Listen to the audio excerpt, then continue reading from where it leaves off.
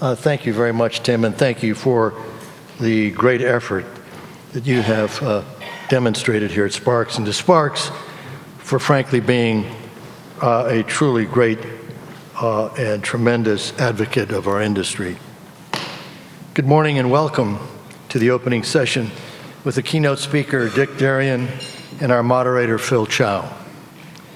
I'm going to suspend with the traditional description of the background of these two outstanding individuals, which you can easily look up through the gift of the internet. I decided to sponsor this keynote presentation with the hope that these two individuals, coupled with their extraordinary experience and insight, might be able to offer their thoughtful interpretation as to what is truly happening in our industry.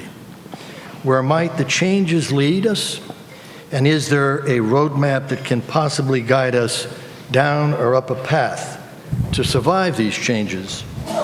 In my opinion, our industry is going through one of the most complex, gut-wrenching transitions ever experienced since the Depression of the 30s.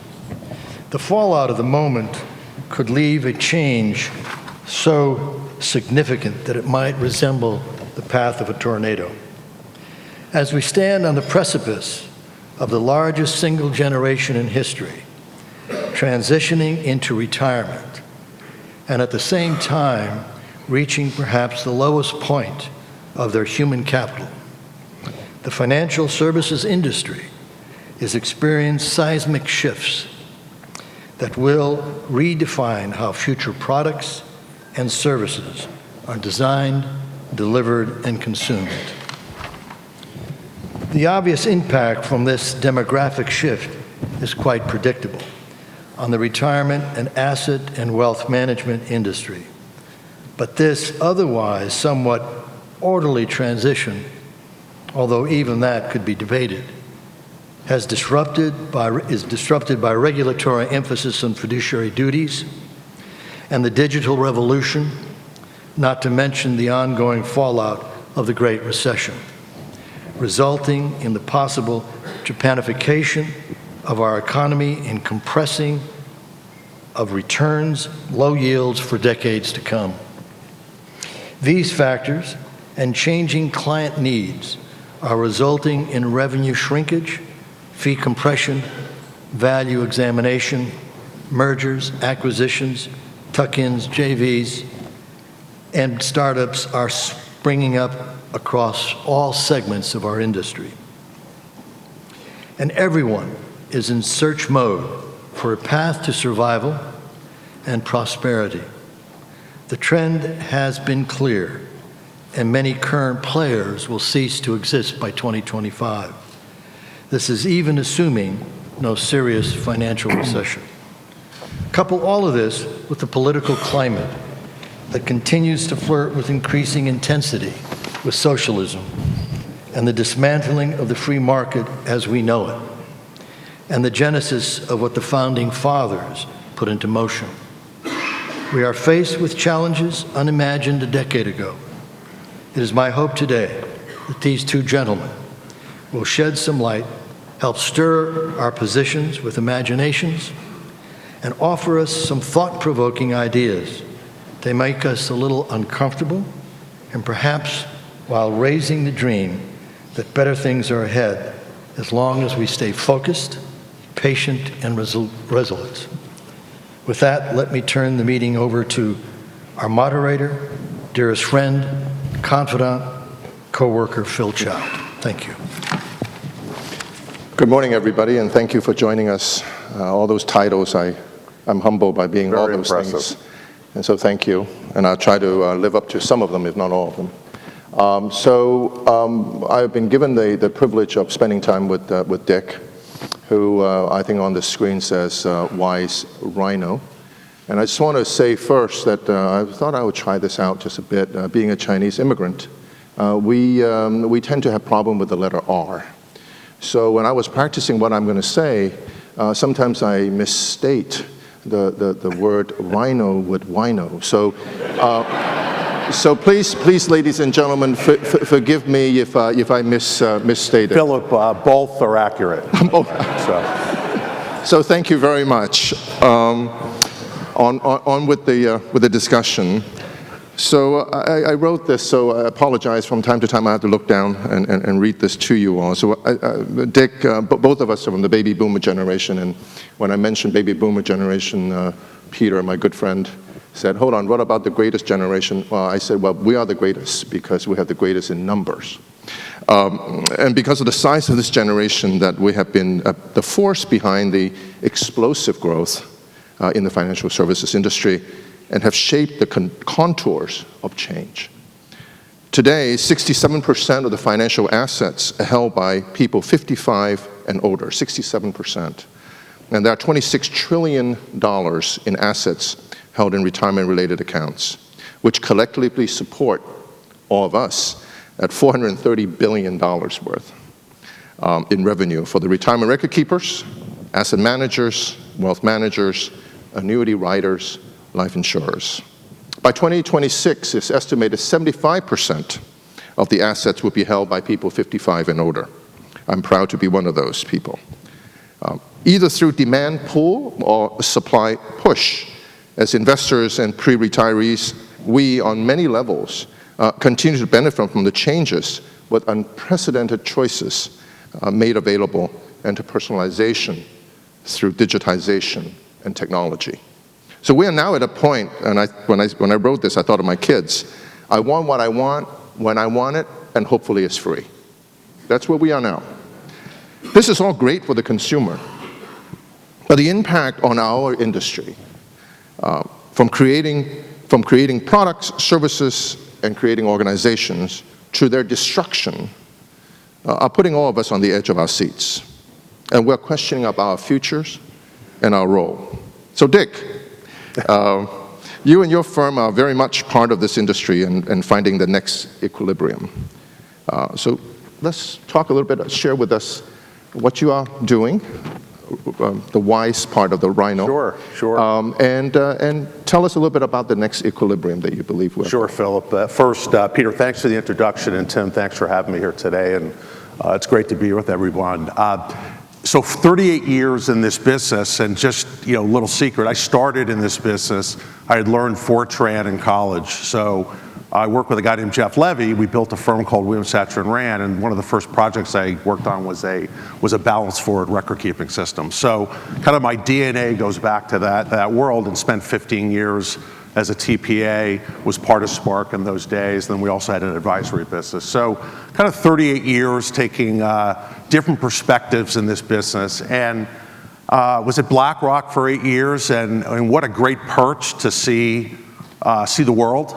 Everything from the federal savings plan down to startups, from index to active, technology, all the different things.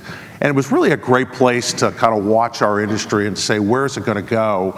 And for me personally, where do I want to end my career? So a guy named Bob Francis and Bob had run ING's record-keeping and broker-dealer businesses, and had worked together at a firm called NRP. Almost got that one wrong. Had decided that we could really step out into the industry and start focusing on helping the firms that were going to be part of the inevitable consolidation. And you guys know all too well the consolidation that's already happened on the record-keeping side.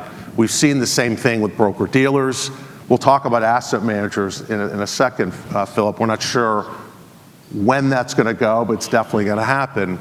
But on the retirement advisor side, and when I talk about retirement advisors, I think of really two different worlds.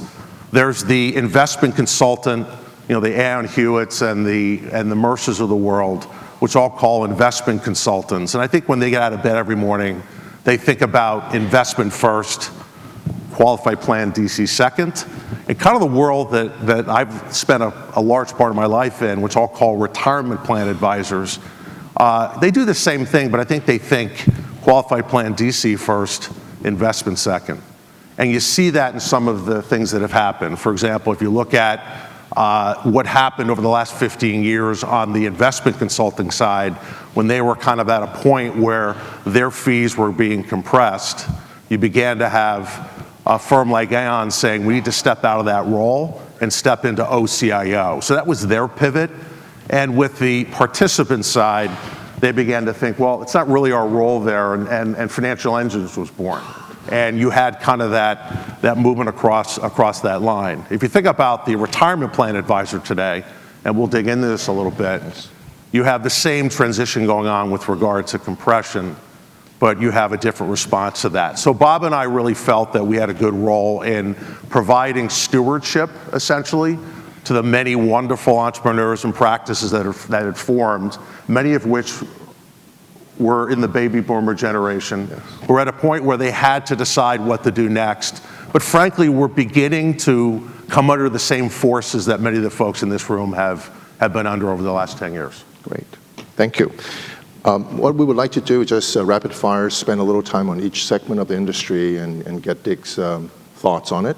And I would very much appreciate an opportunity to answer your questions. So please think about questions as we go through it, and I look forward very much for your participation. So let's unpack this a little bit, shall we? There are many players in the financial service industry, so I kind of list them in the following way, and then we'll go through it. So I call them the widget makers. Widget makers are the asset managers, trust companies, insurance carriers. And then there's the supermarketers and the conveyor belters. They are the custodians, the record keepers. And then there are the gatekeepers, which Dick already mentioned, plan advisors, RIAs, and consultants. The distributors are the direct to market or sellers or indirect to market, such as wholesalers and DCIOs sorts. And then there are technology providers. Those are, we call them dirty disruptors or something like that. Alternative distributors and disruptors or distribution enhancers. So all these players seem to fit nicely along a distribution and value chain. Those are, today's terms, right? Everybody thinks about value chain and distribution chain. To widget buyers and users. But now everyone wants to be in everybody else's space. Right? So there are many factors cited for this trend fiduciary rule, which Peter mentioned: oversupply, disinflation by technology innovation, low return environment, Peter also mentioned, and a severe competition. So if we can just take one at a time, I think let's start with the gatekeepers, which I am one of those people. I'd love to hear about. I know you are very much involved in that space, you and your firm. Maybe you can cite, without giving confidentiality of course, but what is the thinking? We have seen numbers, extraordinary numbers being paid to firms, and it seems like every day we see on Investment News and other papers that talks about another one got sold. So can you talk a little bit about that and how is that impacting? Let me start by defining the space. So we're talking about all of the advisors who left the wires over the last 20 years kind of reformed on the RIA independent side. In fact, for a number, if you think about CapTrust at $375 billion has more qualified plan assets than Morgan Stanley, UBS, and Wells Fargo combined. So you've got this phenomena that, it's really about those kind of firms. If you look at what I'll call the aggregators, which are the firms that are buying up these advisor firms, and you've got RIA aggregators, branded firms like CapTrust, SageView, there's a firm called Cerity Partners, there's a number of the wealth consolidators. You've got that sector of firms. What's interesting is the employee benefit firms, Hub, NFP, Gallagher, because they've got infrastructure and because of the convergence really on the plan sponsor side of retirement, health, and wealth, and the combination of benefits and P&C, which over the last 20 years has already consolidated, that cottage industry that existed. You've got those firms now rapidly trying to grow retirement and wealth businesses. And lastly, behind all that, you've got private equity. And they're playing different roles, primarily behind the employee benefit firms, and it remains to be seen how they'll play a role more on the RIA side.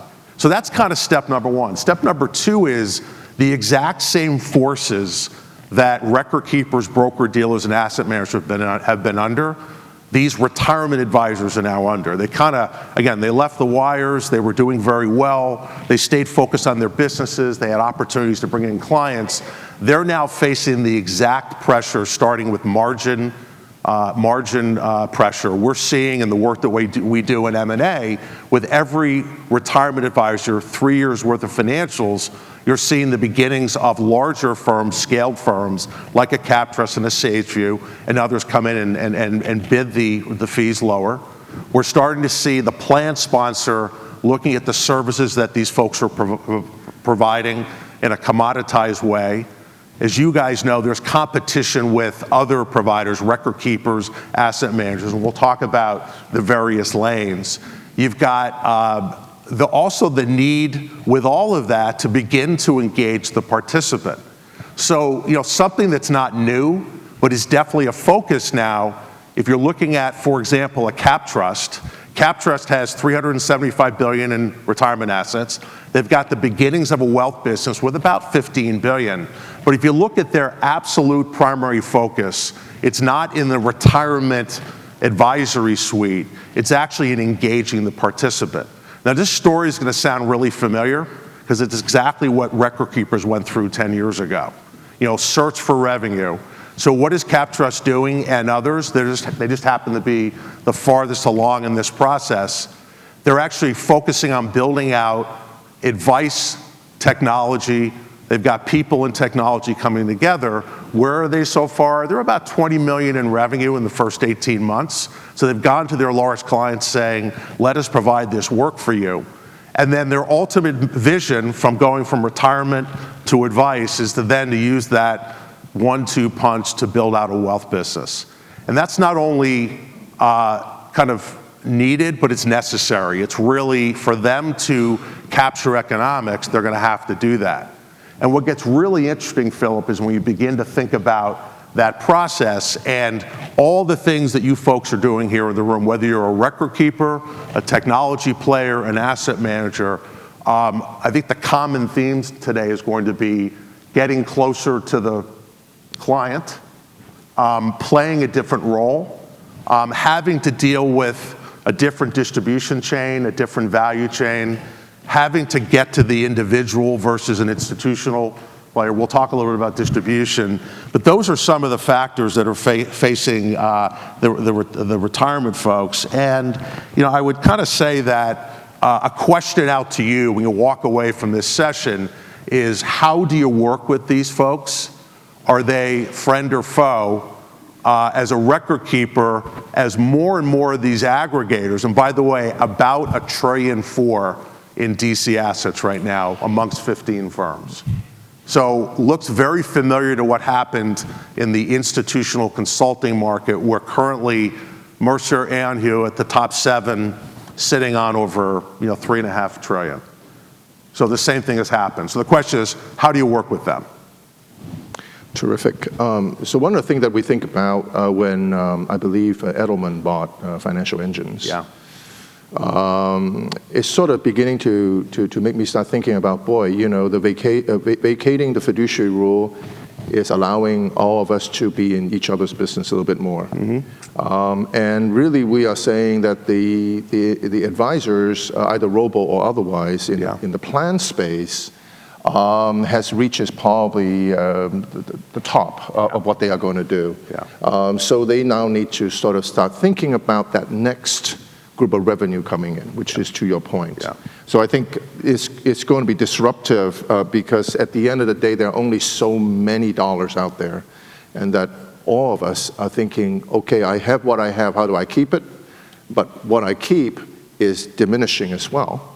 And so how do I expand this geography into foreign land? So the natural extension is to go from retirement space to RIA space, wealth space, or vice versa from wealth space to say, where am I going to get my next group of folks who I can talk to? Yeah. So I think before we go to the distributors or the conveyor belters, let's talk a little bit about widget makers, because I think one of the things that I have noticed is that so far everybody's been saying, well, widget makers, they are asset managers, insurance companies, the like.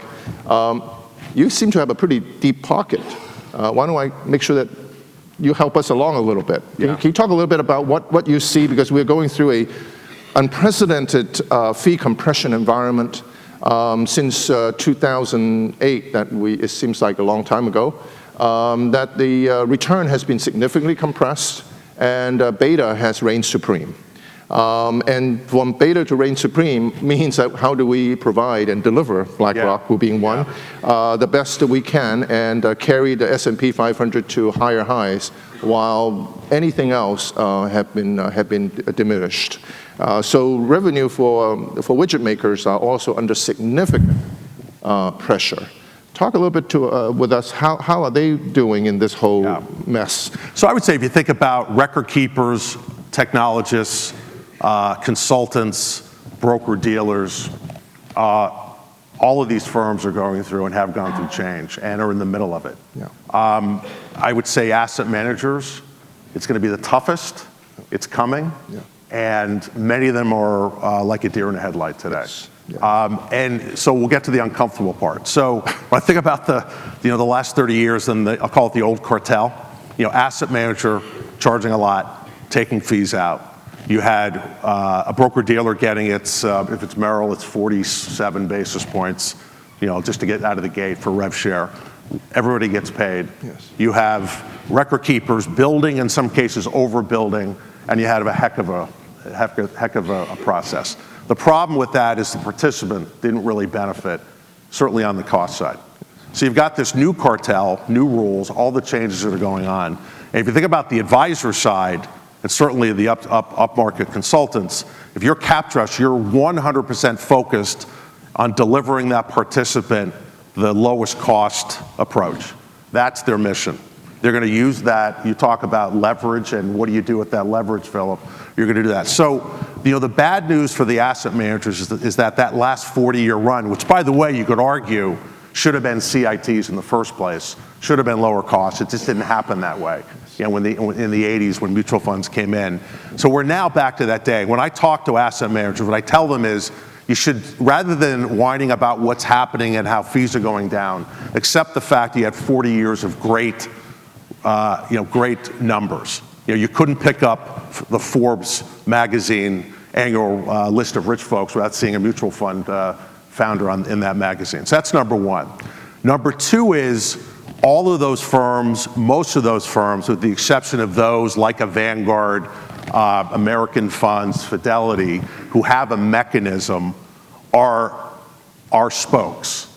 And they've got their peanut butter on the shelf, and they're relying on record keepers, but more and more, it's some of the distributors, like the aggregators, like the investment consultants, who are driving these lower cost solutions, looking for lower cost enterprise pricing, usually in some type of passive solution, target dates, et cetera. So all of these firms are kind of looking for a way to be relevant.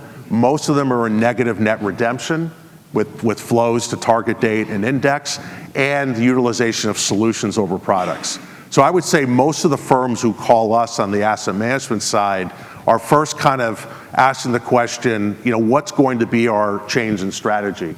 How do we get closer to the client? Do we go direct? Do we buy a record keeper? Do we build technology? All those questions right now being asked by asset managers that can ask that question.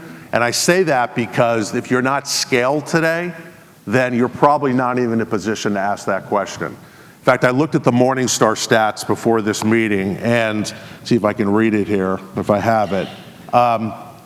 We're really already consolidated. So the top 160 mutual funds have 50% of the AUM, 429 have 2/3, and 80% of DC and TD are in passive. So, that doesn't bode well for the 8,000 mutual funds out there, Philip. So massive change in the way they view the world. Your comment about, my lane, the whole lane concept is over.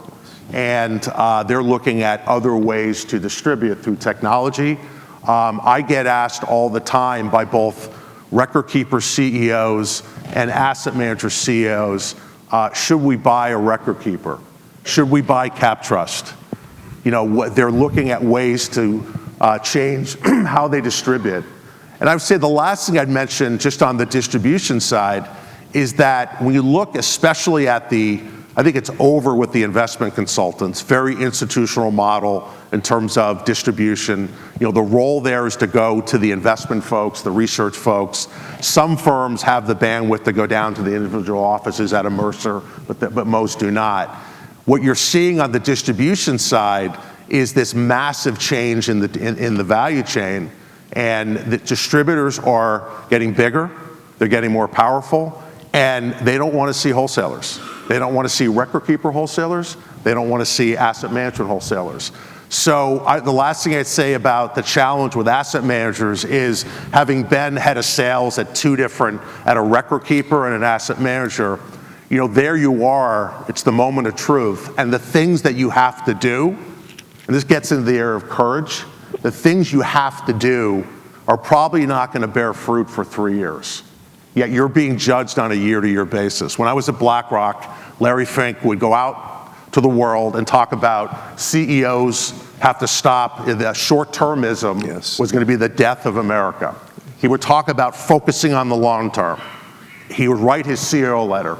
He'd leave that meeting, come back into the office and say, guys, you better hit your quarterly numbers. You know, so we know that's the way it works. So when I say courage, it's really the folks who are going to need to suck it up for a couple years and make some investments and retool the business.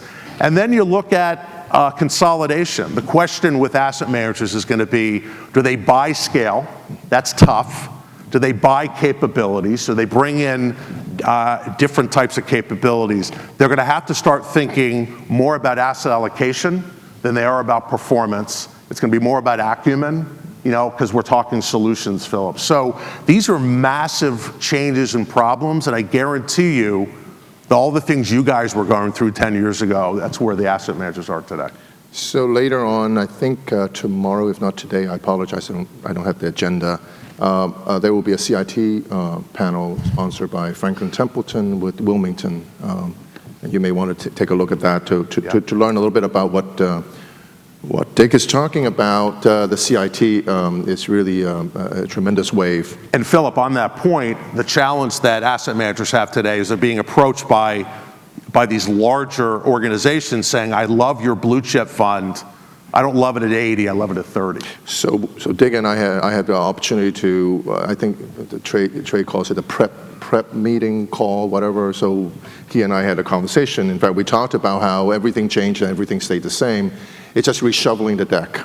The problem with reshuffling the deck this time is the deck got a little smaller, or musical chairs, the fewer chairs are around. Yeah. So we think of it this way, at least I believe you think of it this way, that at one time we had the cartel of about 5-6 wirehouses who dictated all the terms. Yeah. Today is groups and groups of large gatekeepers beginning to take over. And it's impactful to all of us. Should we belong to the cartel? Should we not belong to the cartel? How do we service them? Are we the master? Are they the master? So on and so forth. So lots to talk about. Yeah, and I would say that there's a tendency, we all focus on what we're doing. There's a lot of pressure on each organization. If you go to the most basic research on M&A and consolidation, and when you get to the last stage, and actually Fred Barstein's the one who kind of showed this to me, you get to fewer firms, and you tend to get those final firms beginning to cooperate. And I would say in our industry, when I started in '82, the players at that point were doing what they were supposed to do. And somehow we kind of lost our way through that. We are back to a point, Philip, where there's an opportunity for each player to play its role. When you think about what Fielding Miller or CapTrust talks about, he talks about, I want to work with the record keepers. I'd like the rollovers over $1 million or some number. Yes. The record keepers take the rest. I want to do this. So I'm not going to go out and spend all the money that Empower or Principal has spent on technology. I want to partner with them. So I think there will be a tendency to move away from zero-sum and probably more at a co-opetition to say, how do we work together? And more importantly, what part does each party play that is really what they're supposed to do? So for the sake of time, I'm going to speed up to the next, which is really near and dear to many of you, which is the distributors of conveyor belts, as I would call it, the record-keeping industry. Yeah. And when I think about record-keeping industry, I happen to have clients with Fidelity, which goes to your BlackRock statement. Yeah. Fidelity being a privately held company really can take on a very long view, and they can do things that perhaps a publicly held company cannot. And it's self-evident. You see the kind of thing that they are trying to do that we can all probably take a look at and see how we may want to emulate or advance to the next level. So let's talk a little bit about, you mentioned, you didn't use the word frenemy, but friend or foe. Yeah. So it's really, if I'm a record keeper, which I'm not, think about, well, why do I need to give up all this stuff to a cap trust or whoever else? Yeah. Should I have my own cap trust? Should I have my own delivery system? Why do I have to play nice with this group who is really all they are going to do? One way to think about it is to take more of my revenue away. When we compete with others, I, as an advisor, one of my roles is to make sure I beat you down, right? Make sure that you don't make a nickel more than I can squeeze out of you in theory, and that's how I can beat my chest in front of my client and say, look how well I have done. And if I can then take one step further, I'm going to bring in things that I have some proprietary ownership to and say, I can do it better than the record keeper can. Then I'll beat up the record keeper some more and take that slice away as well. Record keeper, on the other hand, is going to say, whoa, hold on for a second. What am I doing here? And how am I going to survive if everybody just looked at us and start slicing and dicing us away? So I think we are going through a very difficult dance, if I may. It's based on the one word trust that we don't have with each other, which is fine. How do we rebuild that trust? And what does that future looks like for record keepers who are so critically important, but yet they are sitting on infrastructure that is about my age. Yeah. How do we deal with all this? Yeah. Well, that's a lot there, Phil. Sorry. Fred, was there even a question there? I'm not sure. Fred, I just want to tell everybody, of course, we keep talking about Fred. Fred, I was coming back from dinner that Peter so kindly invited me to. And I ran into Fred in that beautiful light blue jacket, very Floridian. And he said, hi, nice to see you. I said, of course, thank you, Fred. We stood up and I buttoned my jacket out of respect. And he said, oh, I heard that you're going to be talking tomorrow. I said, yes. He said, well, I enjoy, that's why I'm coming to see Dick. I listen to you all the time, but, I don't agree with everything you say. I said, well, that's why we have you, Fred. So with that, so anything he doesn't like, he's going to share with us. But please. Yeah. So, yeah, I think that clearly you've got Fidelity and Vanguard, and there are others, but Fidelity and Vanguard clearly understand their role, their power, and they're going direct, and they want to do everything. They understand that engaging the individual is critical, and they want to do everything for them. Can I just ask you, yeah. They seem to have no fear about, hey, if you're an advisor, come use our platform. We don't care. We're going to go after your client anyway. That's what it is. And but why do they have that courage, whereas others do not? Yeah. Well, they understand that that's the game for them. That's how they're going to win. Number two is they can do it. Yeah. So size matters then. Size matters, and so clearly they're in that position. If you're Ed Murphy at Empower, and you came out of Fidelity, right? You wake up every morning thinking, I want to do that. But for good or for bad, there's all these intermediaries that wouldn't be happy with that, Philip. I know. So I think he has to kind of look at it a little differently and say, well, how do I move forward? And he is probably still asking all those questions around, do I replicate that strategy? Do I buy a large firm like a cap trust and go direct? So I would say all those questions with many of those firms are still on the table. I don't think maybe they have, but I think they're making those decisions. But I think what you need to start to think about is to envision some of the firms I'm talking about, these aggregators.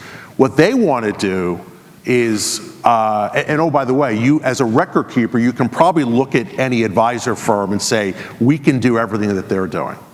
And I'm just not sure the buyer is going to agree with that.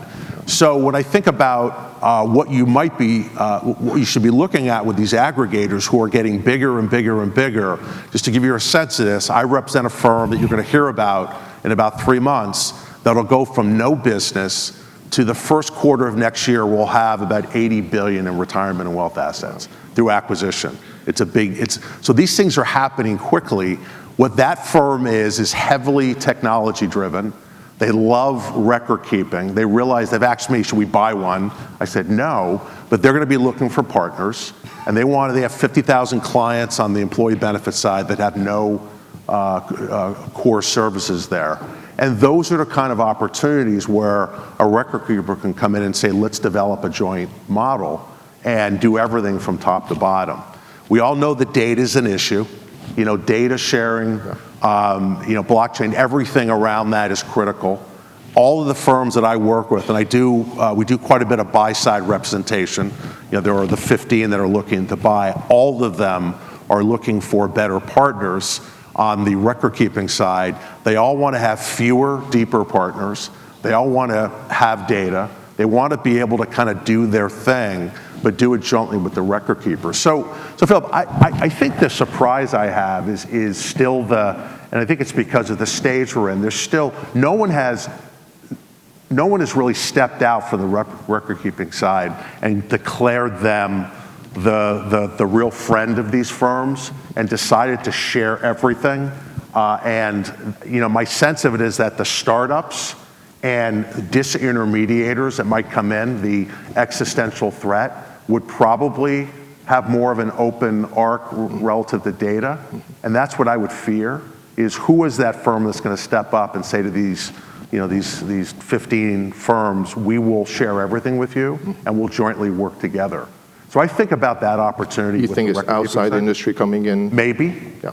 Or it's going to be someone within the industry who just starts and goes in that direction. It seems like no one wants to step forward in that because they realize once that happens, there is a power shift. But the trust part comes down to these firms are never going to be able to replicate what the record keepers have built. And there might be a change in revenue, but if you increase your market share with these firms, you win. So I think those are some of the questions. So we can say that we are at a place of unstable equilibrium. Yeah. That it keeps changing. Yeah. Just to make sure that I'm honest with, we're going to touch everything. Yeah. We have 2 more minutes. Yeah. And I'd love to have questions, if possible. It's talking about, would you pivot off what you just last stated, it's about blockchain, it's about all these things that this industry desperately need. Yeah. A lot of folks are, well, it seems okay. I know we don't like what we have, but not on my watch. Yeah. As long as, the next 3-4 years, as I can just keep this thing Band-Aid together, let's keep going. Yeah. But that's not the real world. No. So talk a little bit about, you already started to talk about, we have a number of sponsors here who are in that space. Yeah. They're more enhancers. They're helping record keepers and advisors. But what about the disruptors? So I think, so we don't have time for, think one thing. Okay, think about, you had the phone companies back in the day, you went to the phone, went to the Verizon store, you got the phone, you got everything. All of a sudden the iPad came into place and other tools, and it changed everything. So the one thing would be, I'll call it middleware, which is the advisor being able to wake up in the morning, or the consultant, to be able to understand what's happening with the plan, all the way down to the participant level with data, to be able to begin, because they want to engage the participant, to be able to have all that information in order to develop that strategy, to be able to provide advice, and then ultimately to kind of work that all the way into other household assets. The technology today is not available to the... Right. And what I think about is whoever, these advisors don't want that to necessarily be inherent in the record-keeping system. It's the same thing that it wasn't inherent in Verizon, Sprint, or AT&T. They want it up here, and they want to connect it in. That is a fight that is just, we're into. Yes. The $1.5 trillion to $2 trillion that I work with want that. Yes. Whoever provides that, and I think there's 2 ways to think about that. It's either coming from the record-keeping side, or I always look at all the technology firms, and my joke is it's a lot of condiments looking for a hot dog. There's kind of 10 firms that are relevant. They need a base station. There's a lot of really interesting tech firms that are kind of working around this space, but ultimately whoever builds that or has it as a kind of an attachment to the app to their business, I think is going to So, win. so the question is, where's the beef, if I may Where's the beef? continue to Yeah. use your analogy? So where is the beef? Could be a beef that is created by a Google or some Silicon Valley firm, people who are very able to break things quickly. Absolutely. Or fail fast, however you want to say it. And Philip, I have all 15 of these firms coming to a Asking the meeting same with question. me in February, Yes, and that's yes, one of the that's right. questions I'm That's asking. right. What is it that, and I'm going to ask them, rather than thinking individually, the 15 of you with 1.5 trillion trending 2, should you be looking as a group towards a utility that will allow you to engage the participants? Being from Washington, I'm bringing my antitrust lawyer with There me. you go. But Thank you. okay, with that said, thank you very much, Dick, for sharing your thoughts with us, and thank you, audience, for being so patient. We have about 5-10 minutes, so we look forward to if you have any questions. If not, you're going to listen to me some more. When you think about advisors that are consulting with investors, they're interested in both sides of that equation. And it seemed like when the DOL regs were happening, we were on a course between the wealth management world and the employee benefit world to collide. And since the DOL regs have sort of, sunsetted, and maybe Reg BI will bring that back together, we sort of went back to our own circles of influence around those assets. And so it was interesting to get what you said, because I don't know that we're going to boil the ocean and get the record keepers and the advisors and this entire ecosystem to get all the way around the data and to share it and have this kumbaya of happiness that we all sort of want. Yeah. I feel like what we have to do is a little bit to your point around partnering with each other and figure out, instead of having to move the data everywhere, how can we assess the data so that advisors can truly consult across both of those assets, like Yeah. asset buckets. Yeah. And I think, as perfect as it may be, let's start smaller. Yeah. Let's figure out how we can work together instead of taking everything out of the record-keeping world and moving it over here. Because quite frankly, believe it or not, record keepers don't have all the data that's probably needed, or all the data that people think record keepers Yeah. have. Yeah. Sometimes they don't have salary. Depending on the market segment, they don't have robust census data all the time. Yeah. So we can't live in this illusion that this data is all perfect and sitting in the record-keeping world, and we all just need access to it. Yeah. So I just think that it's a broader conversation around moving data, and we know cybersecurity, and we know all the complexities around that, but it's got to be about how do these ecosystems work together. Yeah. Yeah, well said. And I think, motivation, you said before, Philip, self-interest is very powerful. If you say what's changed, one is the size of these firms are now such that they can, a cap trust with, $375 billion can lean against record keepers. And then that's one. And then two is they have to, Denise, they have to engage the participant because they need revenue. What I tell firms that are coming to us that are selling, if you just stay pat today as a retirement advisor with 100 plans making $2 million a year, that number is going to erode over the next 10 years. So that either let that happen, sell today, or you need to change your model. Can we try one more question or any other questions? Tim. The question was about the willingness, or what Dick thinks about the willingness of employers to hold on to assets, to go beyond the traditional retirement plan for wellness and holistic planning. Yeah. Right. What is that responsibility, and is that a reasonable assumption by advisors in the industry? Yeah, let me I'll go right to the cynical point of view, which is the CFO cares about the participant, retirement, dignity, whatever.